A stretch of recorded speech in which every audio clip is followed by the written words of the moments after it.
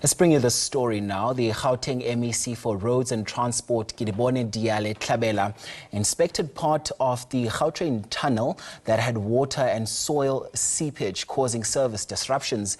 The Gautrain has both underground tunnels and above-ground tracks, and the issue affected the underground section of it.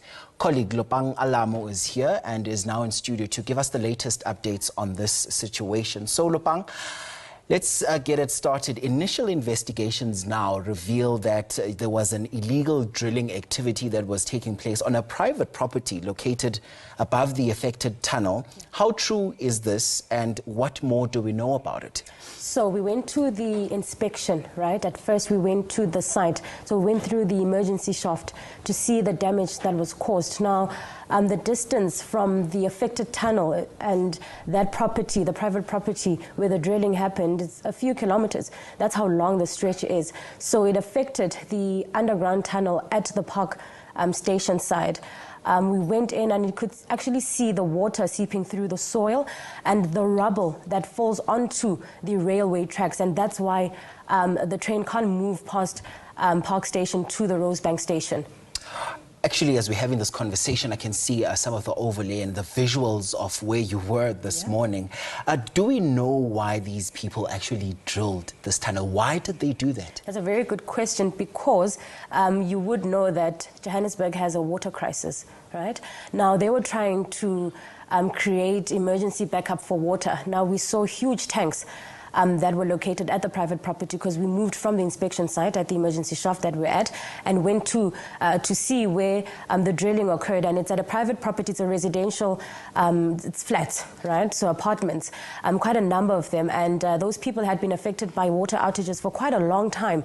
Now, the owner tried drilling to ensure that, so basically to make a borehole so they could have water supply. And I think we saw like huge tanks where they were going to store that water. Unfortunately, they drilled at the wrong place, and they did not consult the municipality whether or not they are allowed to drill in that area. It's a restricted area. So let's get this right. So these people drilled because they merely just wanted to get a proper water supply due to the water crisis we have in Gauteng right now. Let's hear about this owner. Where's this owner now, and was the owner also engaged by the MEC on this? No, not today. We do know that they're still investigating, so trying to find out if he did go through the correct procedure, who he did consult, and the contractors who he asked to do the job for him. Yeah. And which routes were affected by all of this, do we know? Yeah, so from Park Station to Rosebank, there is no movement of the train. It's quite impossible. We saw the damage that was done to through the tunnel, so on the railway. So you cannot move from Park using the Gautrain to the Rosebank station. But fortunately, from Rosebank to the rest, right up to Pretoria, Hatfield, that's where the train, so it's normal. But you cannot catch the Gautrain from the Park Station. And we know that they've made quite a loss